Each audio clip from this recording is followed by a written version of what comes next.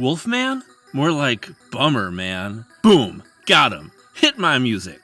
Okay, cut my music.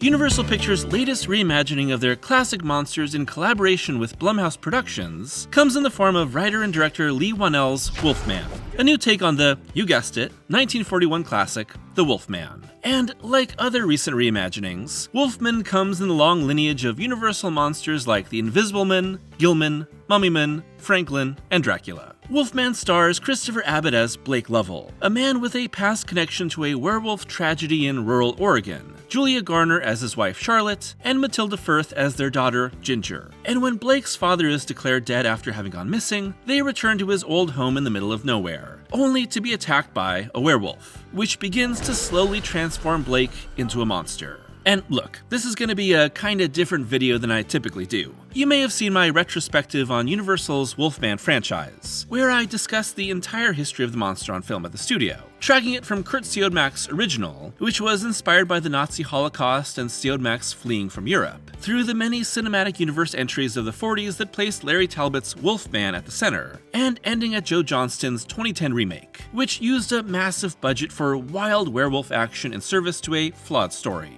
And at the time of making that video, Universal and Blumhouse had already announced that Whannell, off the back of big commercial and critical success with his take on The Invisible Man, would do his own version of Wolfman for the studio, replacing Derek Cianfrance, who had been attached for a little while. At that point, Ryan Gosling had been announced as the star, but in the time since, Gosling dropped out due to scheduling issues, as this film took longer to make than expected and was replaced by Abbott.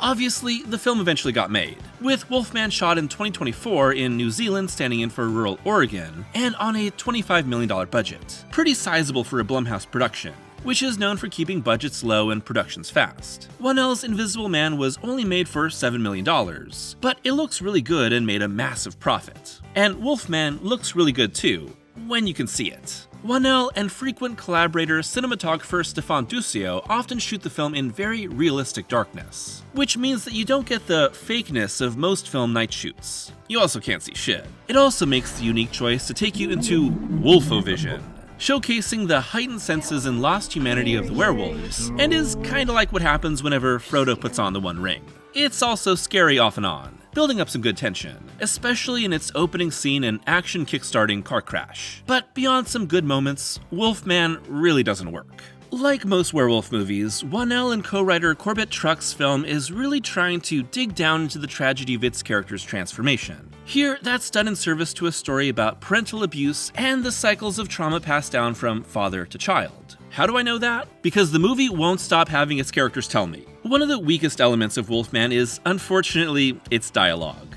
Characters simply speak all of their most basic emotions, their relationship history, their specific intentions, and the literal themes of the story out loud over and over. Abbott, Garner, and Firth are all good actors, but they're hampered by a really weak script, obvious dialogue, and strange editing that seems to cut out plot beats while leaving in awkward pauses and lingering glances. During one break in the action, Abbott's Blake says out loud to Firth's Matilda, and I quote, "Sometimes when you're a daddy, you're so scared of your kids getting scars that you become the thing that scars them."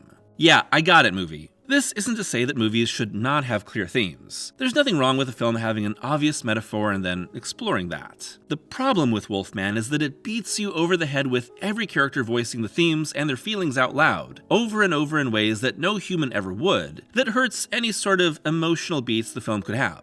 Emotionally, the film falls totally flat, because we don't have time to care about these characters, causing the script to try to take all these shortcuts. Given that the film's opening scene is focused on Blake as a young boy living in the woods with his father, who is an aggressive hunter that wants to protect him but can't control his anger, we see the type of parental relationship that our lead character will struggle with, as we soon cut to 30 years later with Blake as a father and husband, prone to outbursts, but also trying to care for his family. So when Blake begins turning into a monster, it's a very, very literal application of the werewolf transformation. Now, Blake is a violent, ravenous creature that is endangering his family. Abuse as the root of horror. This is the type of reinterpretation that could be exciting when done right. Whannell's Invisible Man is a fantastic example of this, pulling the original film's adaptation of H.G. Wells' story into the modern day, with a focus on an abusive relationship and a stalking ex using a high-tech suit to terrorize the woman who got away. But the other really smart change in that film is to not put the Invisible Man at the center. Instead, it's focused on Elizabeth Moss's Cecilia, who becomes convinced that her supposedly dead ex is alive and invisible, making us as paranoid as her, while the danger and anxiety mount.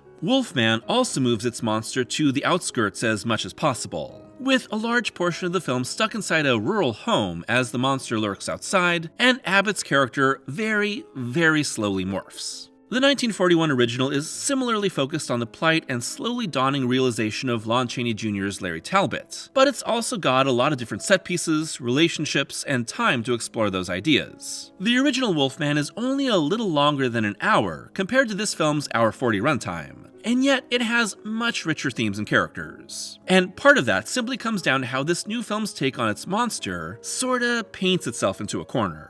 The werewolf curse here doesn't operate like magic, but instead is more like rabies, a disease that breaks down the mind and body. And once you're afflicted, you don't change back and the moon's got nothing to do with it. Come to think of it, I don't think there's any moon in this movie. In some ways, becoming a werewolf here is a much darker fate than the typical take. You don't change back into a human, and you don't get any relief from your transformation. Really, we only know this is a Wolfman movie and overall a werewolf film because the marketing tells us so. But by the nature of its new take on the monster, Whannell's movie can't build the necessary tragedy it needs to really work. Usually in a werewolf story, someone is attacked on a full moon, and then transforms in the next full moon, which gives them time to develop as a character, create pathos and dread, and create a sense of fate and paranoia. That means we get to really understand the character and their relationships, which are put in jeopardy by their inevitable transformation. That's not just a Wolfman thing, that's a werewolf thing overall.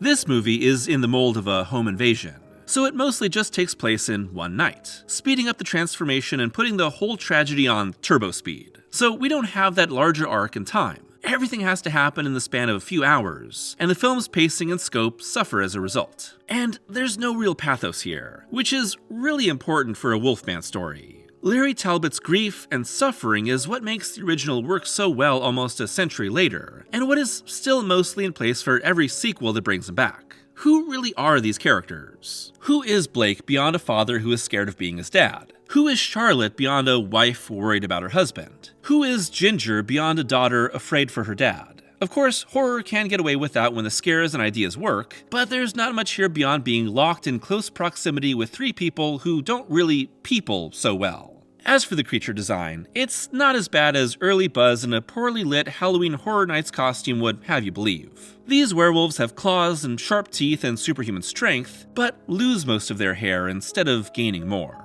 It emphasizes the disease aspect and removes the supernatural element. It's fine, and hidden for most of the movie, but it's not memorable. This can't stand up to the best werewolf designs, including Jack Pierce's iconic creation. So what actually makes this a Wolfman story besides Universal just flexing their IP? Well, there's a few broad things this movie has in common with Siodmak's original. First, the setup has our main character return home after many years away, which puts him into the path of the werewolf. It's also centered on the distant, broken relationship between a father and son. It's just that the father is gone by the time the son returns. And finally, our main character's monstrous side targets the woman he loves. Besides that, there's not all that much in common. And that's about as much as I can say right now without getting into spoilers. So if you haven't seen the movie and don't want it spoiled for you, jump to this timecode to avoid knowing what happens later in the film. Okay, let's get into it. So after quite a bit of back and forth about what's happening to Blake, our main character fully gives into being a werewolf. But with the last of his humanity, he fights and kills the werewolf that attacked them, ripping out its throat to save his family. And this is where the film does its big reveal. The werewolf was his father, transformed like the monster they saw 30 years ago. Except, this is so obvious when watching the movie. It's clear that Blake's dad wanted to hunt down the werewolf and went missing doing so. Given that this movie is all about cycles of trauma and abuse in parent-child relationships, and makes no efforts to hide that, who else could this be? The movie really doesn't do anything to misdirect. It just assumes we'd think it was the other werewolf. So I don't see how people could really be caught off guard by this reveal. It also means we have a father-son werewolf fight that's already been done better in the 2010 film. The ensuing finale, with Blake now a full-on werewolf hunting his family, is fine. And the moment where Blake's foot is caught in a bear trap and he gruesomely gnaws it off is gross enough, and very much like Whannell's finale in Saw, but it's just a bit more running, chasing, and hiding. Nothing all that interesting or different than what came before. Of course, given that this is a Wolfman film, it has to end in the tragic death of its main character, and Blake's death heavily echoes the end of Cronenberg's remake of The Fly, with our monster begging for it all to end at the hands of the woman he loves. Fuck it, yo. I'm out. But The Fly is so tragic and painful. It's a deeply sad movie that's fully about the devastation of seeing a loved one get sick and slowly die. Whannell's Wolfman lacks any deeper understanding of these characters, and can't create a connection that's needed to make this really hurt. And this movie needed to hurt to work. The idea is here. Parents becoming their own parents and unable to stop the cycle of abuse. But the execution is really lacking. So when Blake bites the big one and our surviving mother and daughter are left in the aftermath, there's not much to really feel. We're just left with the very obvious themes and no real commentary on what should be done to break the cycle, especially since Blake really did nothing wrong to become a monster. Okay, spoilers over. As of now, Wolfman is only projected to make $12 million max during its opening weekend. That's not good for anyone, but it seems like Universal and Blumhouse didn't have much confidence in the movie to begin with. The dumpuary release and minimal marketing smell of studios ditching the film and cutting their losses. After the super fast failure of The Dark Universe and its brief new vision under Whannell's modern remakes, we're at another dead end.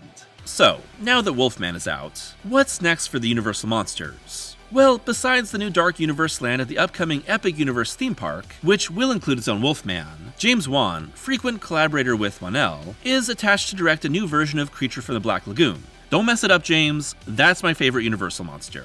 After that, I don't see many paths forward for new takes, especially as Frankenstein is getting a new version by Guillermo del Toro that isn't for the studio. Still, there's always another chance for new life for these monsters that seem to never truly die. It's just that this take on Wolfman is absolutely, irreversibly dead. Where does this new take on Universal's classic werewolf land on my overall ranking of the studio's Wolfman films? The addition of this 2025 film takes the total amount of official Universal Pictures Wolfman movies to 8 in total, and I would place Whannell's new Wolfman at the new number 6, above House of Frankenstein but below Joe Johnston's period picture remake. For a refresher, here's my new full rankings of the Wolfman franchise. And if this new entry into the franchise has you interested in exploring more of the character, or if it left you disappointed and you'd like a better take on it, I highly recommend Kurt Siodmak and George Wagner's original for the purest and still most effective take on the story, and maybe even Johnston's remake for something that really gets to live out classic werewolf mayhem on a big budget. But I would only recommend Wolfman 2025 to completionist fans ready for disappointment.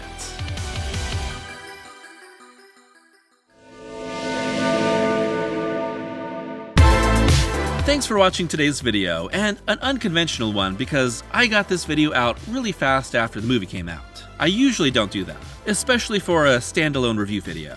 But since I'd already covered all of the Universal Wolfman movies, I thought it would be fun to talk about this film in the context of that. And I was unfortunately very disappointed in this film. You already know that because you're at the end of the video, but for reference, on Letterboxd I gave this movie 2 out of 5 stars. That's kinda stinky. Not the worst of the worst, but definitely a disappointment. And not a movie I see myself ever really needing to revisit. It's also a disappointment because I think that Whannell's Invisible Man remake is really good. So I had hopes for this just because of that alone, even though the marketing of this movie was telling me that something bad was probably coming. I hope that the future Universal Monsters movies are a lot better than this, and don't necessarily feel like they have to be set in modern day. I have no idea what Wan's Creature from the Black Lagoon is supposed to be, but I really wouldn't mind it being a throwback right now. Go ahead and put it in the 50s. I think that would still really work with the creature. I'd love to hear your thoughts on Whannell's Wolfman movie, if you've seen it, because not a lot of people have. And your own favorite werewolf movies. Not just Wolfman movies, but werewolf movies overall. Two great, more recent werewolf movies that I would highly recommend to anyone that's a fan of the subgenre are The Wolf of Snow Hollow and Werewolves Within. I think they're both excellent and way, way better than this Wolfman movie. As always, a huge thank you to my patrons for their continued support, and if you'd like to be a patron, it's only $1 a month for early access to every video and exclusive Patreon-only reviews. So until next time, I hope that you're taking care of yourselves and howling at the moon.